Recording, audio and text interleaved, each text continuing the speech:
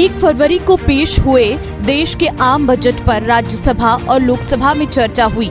लोकसभा से पहले राज्यसभा में भी 22 के आम बजट पर चर्चा हुई थी, जिस दौरान विपक्ष और सरकार के बीच स्थानीय भाषाओं में एक दूसरे को घेरने की कोशिश की गई थी।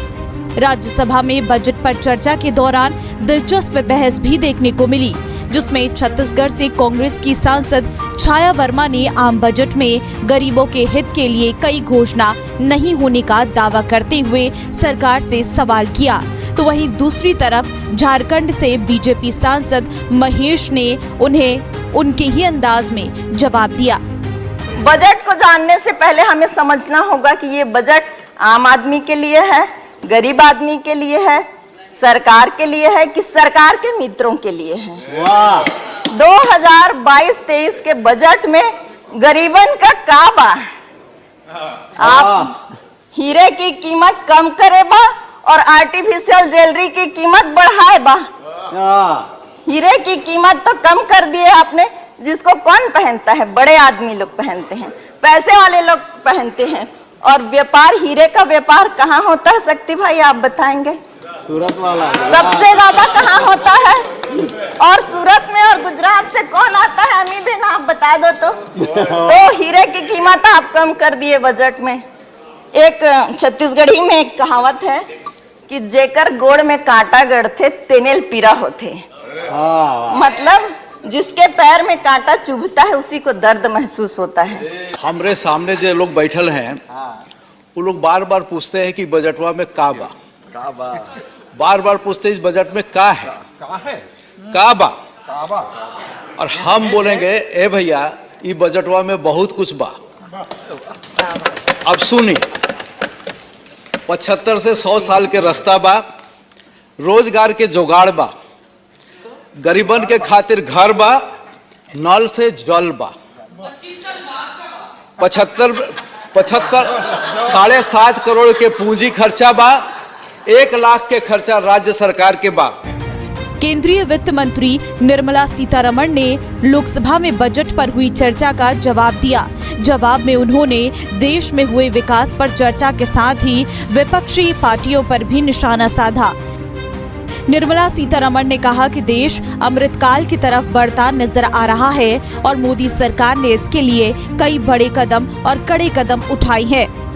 देश में 2020-21 में 44 यूनिकॉर्न बने, यानी ऐसे स्टार्टअप जिसका वैल्यूएशन कम से कम $1 अरब है, और यही वजह है कि हमारा देश विकास की तरफ बढ़ रहा है। केंद्रीय वित्त मंत्री निर्मला सीतारमण ने लोकसभा में जवाब देने के दौरान कई अहम बातें भी की। आइए आपको बताते हैं।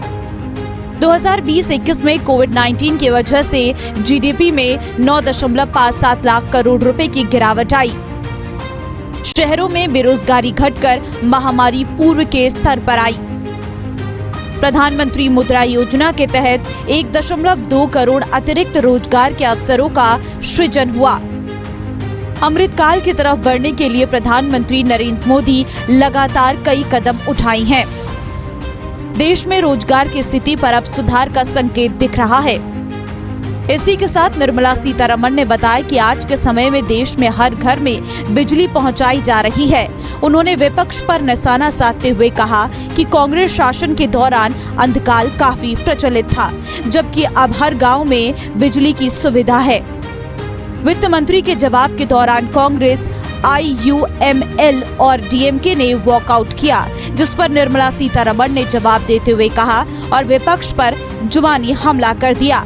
उन्होंने कहा कि कांग्रेस के पास सदन में बैठने, सच्चाई का सामना करने का धैर्य नहीं है, इसलिए वो भाग जाते हैं।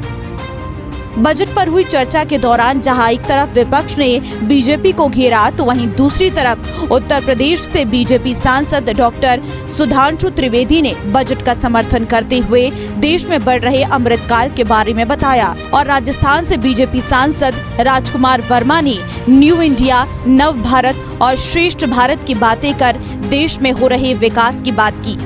ये बजट कोई सामान्य बजट नहीं, क्योंकि ये आजादी के अमृत महोत्सव वर्ष में, जिसे प्रधानमंत्री जी ने आगे के लिए अमृतकाल शब्द का प्रयोग किया है, उसे बहुत से अमृत तत्व को सन्निहित किए हुए समाज के लिए अनेक कल्याणकारी विषयों को लिए हुए प्रस्तुत किया गया है।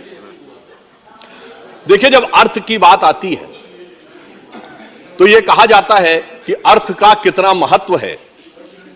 हमारे यहां संस्कृत के सुभाषित में कहा गया है, अर्थ सर्व जगन मूलः अनर्थो अर्थ विपर्ययः। इसका अर्थ होता है कि संपूर्ण जगत के क्रियाकलापों का मूल अर्थ है, फाइनेंस है। इसीलिए अनर्थ शब्द, जो कि सब कुछ नष्ट होने के अर्थ में होता है, वह इसका विपरीत शब्द के रूप में प्रयोग होता है। बजट पर बहुत कुछ हमारे सत्ता पक्ष की तरफ से और इधर से भी बहुत सारी बातें हो गई है। मैं निवेदन करना चाहूंगा संक्षिप्त में, जो ये बजट 2022 और 23, और मैं ये कहूं कि बजट 2014 के बाद में जो भी बजट आया, उसका उद्देश्य और प्रधानमंत्री नरेंद्र मोदी जी का ये संकल्प और प्रतिबद्धता कि देश के माइक्रो लेवल से आर्थिक विकास हो, मैक्रो लेवल पर जाए और देश समृद्ध बने, अपनी परंपरागत जो अर्थव्यवस्था है उसको संचालित करे, लेकिन आधुनिकता के साथ में वैज्ञानिक तरीके से उनका यूज करते हुए हमारा एक न्यू इंडिया, नव भारत और श्रेष्ठ भारत बनाने का जो संकल्प है, उसको आज इस बजट के माध्यम से प्रतिबिंबित किया गया है। राज्यसभा में बजट की चर्चा के दौरान जहां एक तरफ पक्ष और विपक्ष की बहस देखने को मिली, तो वहीं दूसरी तरफ कई नेता बीजेपी के समर्थन में मोदी की सराहना करते नजर आए। निर्मला सीतारमण ने देश को अमृतकाल का संदेश देने के साथ ही कांग्रेस पर भी जमकर निशाना साधा।